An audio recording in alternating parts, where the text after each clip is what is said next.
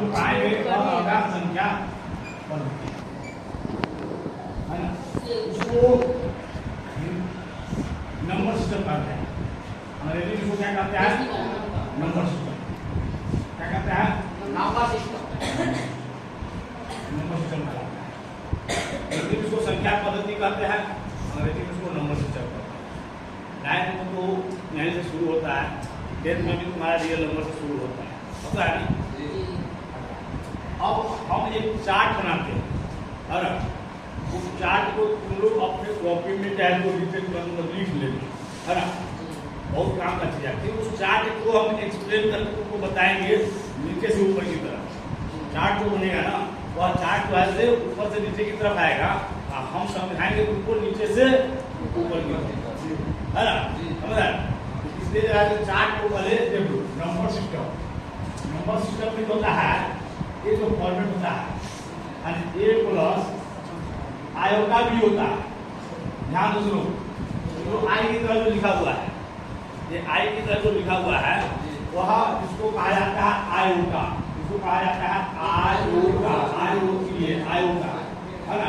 इसको तुम लिख सकते हो आयोटा, है ना जी। और इसका जो मान होता है, वो √1 होता है। इसका मान जो आयोटा का होता है √1 इसको दिक्कत नहीं है। ए प्लस आयोटा बी, यह जो है कहलाता है समिश्र संख्या। समिश्र संख्या, है ना, समिश्र संख्या। इसको कहते हैं कॉम्प्लेक्स नंबर। क्या कहते हैं? Complex number. क्या कहते हैं? Complex number. अंग्रेजी में इसको कॉम्प्लेक्स नंबर कहते हैं, हिंदी में इसको कहते हैं समिश्र संख्या। समझा? ए प्लस आयोटा बी के फॉर्म में यहाँ पर ए जो है तुम्हारा एक रियल नंबर है। क्या है? वास्तविक संख्या है। क्या है? ये एक वास्तविक संख्या है ना। और बी भी तुम्हारा एक वास्तविक संख्या है। बी भी क्या है? वास्तविक संख्या है। वास्तविक संख्या मतलब रियल नंबर। क्या है? Real number. वास्तविक संख्या का मतलब क्या होता है? वास्तविक संख्या रियल नंबर। वास्तविक संख्या का मतलब क्या होता है? रियल नंबर, है ना। नहीं, ये रियल नंबर है, ये और भी रियल नंबर है। लेकिन आयोटा जो है, ये वाला जो आयोटा जो है, ये जो है ये है काल्पनिक नंबर। इसको हम कहते हैं काल्पनिक संख्या। काल्पनिक संख्या कहा जाता है आयोटा को, है ना। हाँ, काल्पनिक संख्या जिसको कहते हैं इमेजिनरी नंबर। हिंदी में कहलाता है इमेजिनरी नंबर। अंग्रेजी में क्या कहलाता है? इमेजिनरी। कल्पना करना, मतलब कहने का काल्पनिक संख्या का मतलब क्या हुआ?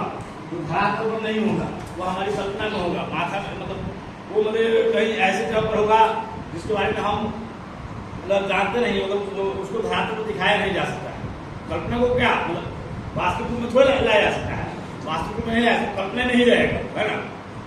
तो आयोटा जो ऐसा किसने कहा जाता है? ऐसा कोई भी संख्या नहीं। देखो एक बात बताते हैं, ध्यान देना। अब एक का स्क्वायर करता है कितना होगा? 1। 2 का स्क्वायर 4 होगा। 3 का स्क्वायर 9। ठीक है, ये बात हम समझ गए बढ़िया से। अब -1 का यदि होल स्क्वायर करते हैं कितना होगा? 1 होगा ना। -2 का होल स्क्वायर करते हैं कितना होगा? 4 होगा। और -2 का होल स्क्वायर करते हैं कितना होगा? 9 होता है। अब मान लो इससे मतलब एक का यदि हमको स्क्वायर रूट निकालना होगा, एक का स्क्वायर रूट निकालना होगा तो क्या करना होगा हमको? इसका स्क्वायर रूट 1 हो जाएगा और 1 भी होगा और -1 भी होगा।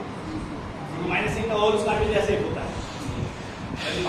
4 का होल स्क्वायर निकालना होगा, स्क्वायर रूट निकालना होगा तो क्या हो जाएगा? इसका 2 भी होगा और -2 क्योंकि 2 का होल स्क्वायर जो है 4 होता है और -2 का जो होल स्क्वायर क्या होता है? 4 होता है।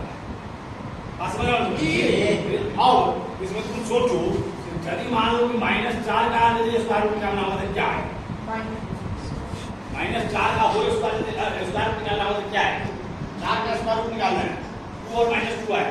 लेकिन -4 का स्क्वायर रूट निकालना है तो क्या होगा? -4 का स्क्वायर रूट निकालेंगे, निकलेगा ही नहीं। कोई भी ऐसी संख्या नहीं है जिसको हम मल्टीप्लाई करेंगे, हम एक दूसरे मतलब आपस में यदि वो मल्टीप्लाई होगा तो -4 आएगा। देखो अब 2 को 2 से गुना करते हैं, 2 भी एक क्या है, धनात्मक संख्या है, धनात्मक संख्या है ना, मतलब पॉजिटिव इंटीजर है।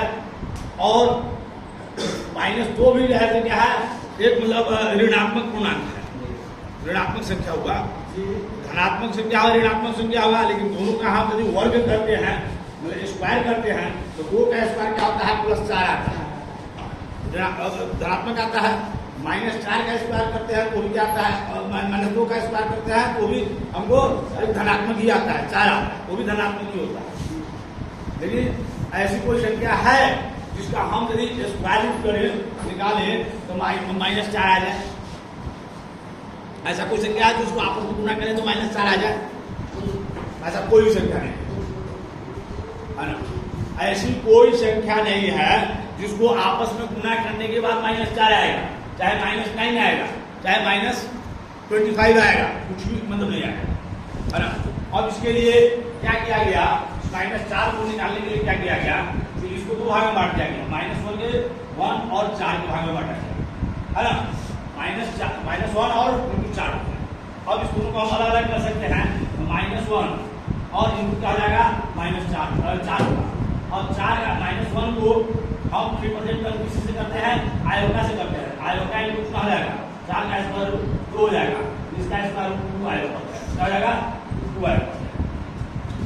ये चीज जो हम तुमको बता रहे हैं, ये हमको 9th में से पढ़ना नहीं, ये हमारा हायर क्लास में जब जाओगे ना, जब 10th से आगे निकलोगे और 11th में जाओगे, तो यह चीज तुमको देखने को मिलेगा, आइस पर पढ़ने को मिलेगा, है ना।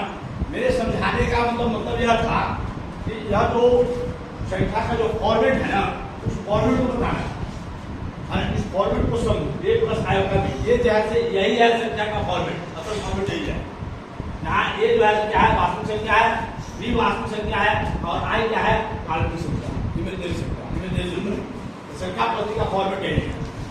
अब हम जब वास्तविक संख्या जब हम जाते हैं, वास्तविक संख्या से जब नीचे हम जाते हैं, तो वास्तविक संख्या 2 भाग में बढ़ जाता है, 2 भाग में बढ़ता है ना, क्या बढ़ता है, ये होता है परिमेय संख्या, क्या होता है, परिमेय संख्या होता है, और दूसरा क्या होता है, अपरिमेय संख्या होता है ना। अपरिमेय संख्या होता है, परिमेय संख्या जो होता है, परिमेय संख्या और परिमेय संख्या का कोई पार्टीशन नहीं होता है, ये आगे जाकर बढ़ता नहीं है, वैसे ही हो जाता है। परिमेय संख्या को अंग्रेजी में क्या कहते हैं, रैशनल नंबर कहते हैं, रैशनल नंबर, रैशनल नंबर कहते हैं। और अपरिमेय संख्या को क्या कहते हैं, इरेशनल नंबर कहते हैं, क्या कहते हैं, इरेशनल नंबर, इरेशनल नंबर कहते हैं कि नहीं जी, इरेशनल नंबर। अब यहाँ चलो, अब यहाँ परिमेय संख्या को हम आगे बांटते हैं 2 भाग में, है ना, परिमेय संख्या बढ़ जाएगा 2 भाग, तो परिमेय संख्या 1 बढ़ेगा, तुम्हारे क्या होगा, भिन्न, एक क्या हो जाएगा, भिन्न होगा, भिन्न फ्रैक्शन, भिन्न माने भिन्न ही पढ़ा है, फ्रैक्शन तो पढ़े हैं। और दूसरा क्या हो जाएगा, दूसरा होगा पूर्णांक, क्या होगा, पूर्णांक, है ना। पूर्णांक को हिंदी में क्या कहते हैं, इंटीजर, क्या कहते हैं, इंटीजर। फिर हमारा भिन्न जो है बढ़ता है, समभिन्न, विषमभिन्न और संयुक्त, इसके बारे में पढ़ा हुआ तुम लोगों ने, है ना, उसमें बढ़ जाता है। जैसे इसका 8 हो जाएगा, इसका आ जाएगा समभिन्न होगा, समभिन्न, विषमभिन्न, विषमभिन्न और संयुक्त, संयुक्त नहीं ना होगा, जी, संयुक्त नहीं होगा, संयुक्त समझ आए। और पूर्णांक जो होगा वो जो बटेगा वो 3 भाग में बटेगा, पूर्णांक से 8 बनेगा, एक होगा पूर्णांक, ऋणात्मक पूर्णांक, क्या होगा, ऋणात्मक पूर्णांक, ऋणात्मक पूर्णांक,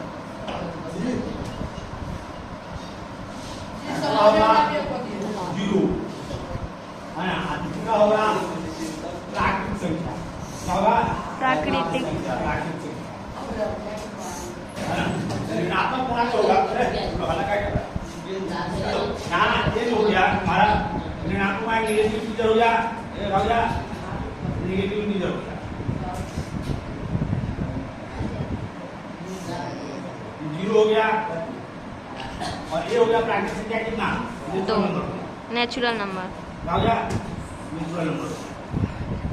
समझ गया ना? ओके। जीरो और प्राकृतिक संख्या को लोग शामिल कर लेते हैं। जीरो और प्राकृतिक संख्या शामिल करते हैं क्या बनता है? जीरो और प्राकृतिक संख्या शामिल होता है क्या होता है? पूर्ण संख्या। क्या बनता है? पूर्ण संख्या। क्या बनता है? पूर्ण संख्या। पूर्ण संख्या अर्थात होल नंबर।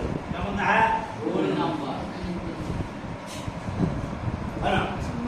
और यहाँ अब प्राकृतिक संख्या जैसे भाग में बढ़ता है, ये जो भाग में बढ़ता है ये 5 भाग में बढ़ जाता है। क्या होता है? सम संख्या। सम संख्या हो गया, विषम संख्या हो गया। सम संख्या कितना हुआ? Even number. इवन नंबर हुआ। जी। अंग्रेजी में समझना जरूरी है, पूछ लिया ना, और नंबर हो गया ना। उसके बाद तुम्हारा होता है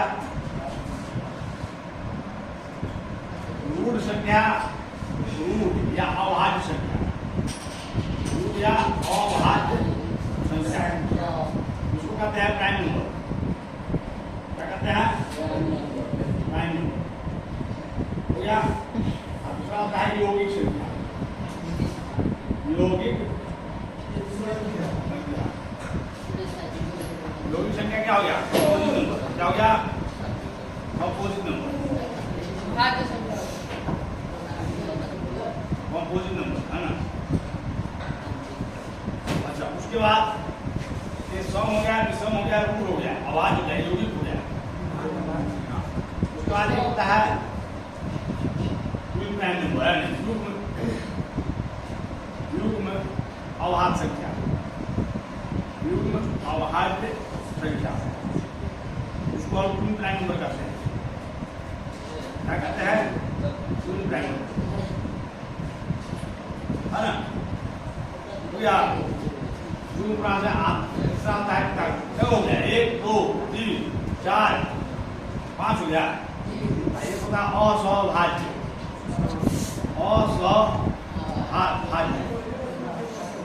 असहभाज्य है ना। इसको हम कहते हैं को प्राइम। क्या कहते हैं? को प्राइम है ना। को प्राइम कहते हैं। समझ गए? ये जो है हमारा वर्गीकरण हो गया। ये हमारा क्या होगा? संख्या पद्धति का वर्गीकरण हो गया। और इसको जो है तुम लोग नोट डाउन कर लो। उसके बाद हम नीचे से ऊपर की तरफ पढ़ाते हैं। कैसे हम पढ़ाते हैं उसको देख लो। अंग्रेजी इसको कहते हैं नंबर सिस्टम। संख्या पद्धति जो है वो हमारा यह बेसिक है ना, आधारभूत। इसकी जानकारी होना शुरू कर उसकी जरूरी है। और इसी संख्या पद्धति के ज्ञान पर जो है पूरा मैथमेटिक्स का जो है पूरा पिलर पड़ा है। लोग गणित को देख रहे हो ना, सारा गणित जो है इसी संख्या पद्धति पर पड़ा है ना। यह बेसिक चीज बात कहने का मतलब है जो पहला क्लास का जो पकड़ा सीखते हैं ना, पहला चैप्टर पढ़ते हैं क से कमल, ख से खरगोश, ग से गति, गमला, पढ़ते हैं। जिस तरह से बच्चों को पढ़ाया जाता है, जब हम हायर क्लास में जाते हैं तो मतलब उसके लिए जो है तो मतलब जब गणित पढ़ते हैं, विषय गणित की होती है, मैथमेटिक्स की बात होती है, तो सबसे पहले जो है तो संख्या पद्धति ही पढ़ाया जाता है ना। संख्या पद्धति जो है तो 9th 10th में ही जाएंगे या शुरू हो जाता है और छोटी क्लास से शुरू हो जाता है। लेकिन तुम 11th 12th में भी जाओगे ना तो सबसे पहले संख्या पद्धति ही पढ़ाएंगे। इसको और भी बहुत सारा मिलेगा है ना। लेकिन अभी तुम समझ लो, ऊपर संख्या पद्धति को अंग्रेजी में कहते हैं नंबर सिस्टम। क्या कहते हैं? Number system. नंबर सिस्टम को जो व्यक्त किया जाता है, बताया जो जाता है, वह a प्लस आयोटा b के द्वारा बताया जाता है। किसके द्वारा बताया जाता है? a प्लस आयोटा b के द्वारा। यहाँ पर a जो है एक वास्तविक संख्या है और b भी क्या है? एक वास्तविक संख्या है। और आयोटा जो है एक काल्पनिक संख्या है। आयोटा क्या है? एक काल्पनिक संख्या है। और इस आयोटा का मान जो होता है √(-1) होता है। क्या होता है? इस आयोटा का मान क्या होता है? √(-1) होता है। जैसा कि मैंने तुमको बताया है कि किसी भी संख्या का वर्गमूल निकालेगा है ना, वो प्लस या माइनस में वो संख्या आएगा। मतलब जैसे कि 4 का वर्गमूल निकालते हैं तो क्या आएगा, 2 आएगा और -2 आएगा। तो 2 का स्क्वायर हम करेंगे तो 4 आ जाएगा और -2 का भी स्क्वायर करेंगे तो हमको +4 ही आएगा। इसलिए 4 का स्क्वायर रूट तुम्हारा निकल जाएगा। लेकिन वहीं पर जब -4 का स्क्वायर रूट यदि निकालना होगा वह स्क्वायर रूट नहीं निकलेगा। ऐसी कोई भी संख्या नहीं है जिसको कल्पना करो कि वह आपस में यदि गुना करेंगे हम तो -4 के बराबर आएगा, नहीं ना आएगा। तो -4 रूट अंडर -4 को है ना का सॉल्यूशन निकालने के लिए उसको क्या किया गया, -1 × 4 किया गया। रूट अंडर -1 × 4 -√1 को नाम दिया गया आयोटा, एक सिंबल नाम दिया गया, संकेत दिया गया। क्या दिया गया, मतलब 1 का यदि हम स्क्वायर रूट निकालेंगे तो 1 होगा ना तो -1 होगा। लेकिन -1 का स्क्वायर रूट निकालेंगे तो मतलब कोई कहाँ से 1 कहाँ से 1 -1 का स्क्वायर रूट कहाँ से मतलब वो नहीं आएगा ना। मतलब ऐसा कोई संख्या ही नहीं है जो हम मल्टीप्लाई करेंगे वो आपस में -1 के बराबर है ना।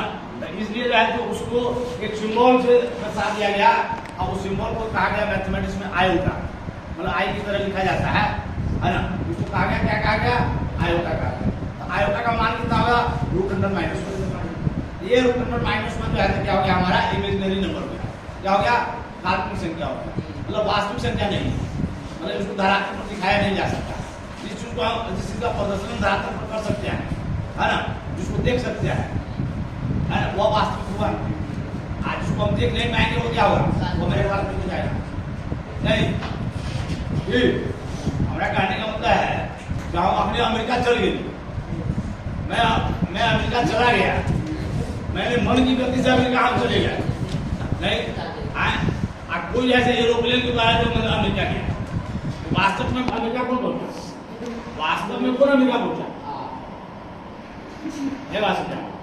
अरे मैं बोल रहा हूँ कि मैं अमेरिका गया, मैंने अपने मन में सोच लिया कि मैं अमेरिका चला गया।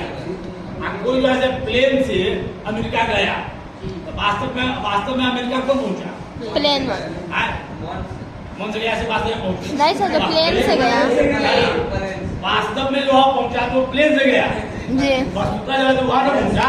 अमेरिका को देखा, स्पर्श किया, उसको अनुभव किया कौन, जो प्लेन से पहुंचा।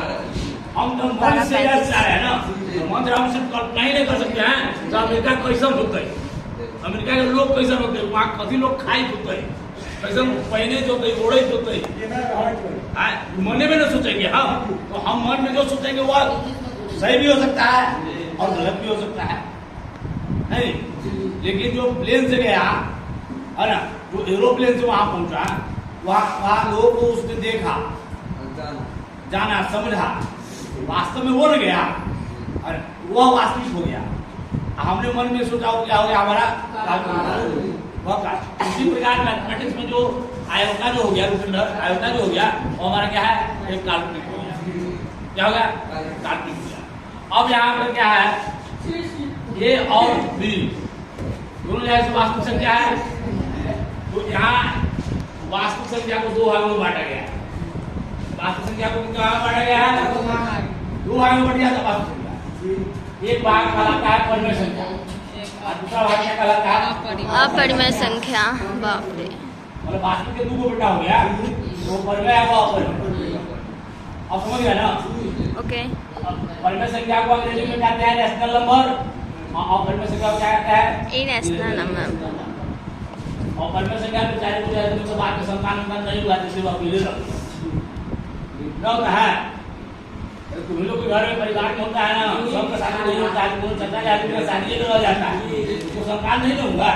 उसी तरह से परिमेय संख्या को हुआ, और परिमेय संख्या को अकेले जो ज्यादा रह गया है ना, उसको आगे कुछ होगा नहीं है ना। और यहाँ जो परिमेय संख्या है नेशनल नंबर, यह नेशनल नंबर जो है तो इसको 2 हो गया, एक भिन्न हो गया, दूसरा हो गया पूर्णांक। परिमेय संख्या के कितने पार्ट हो गए, 2 हो गए।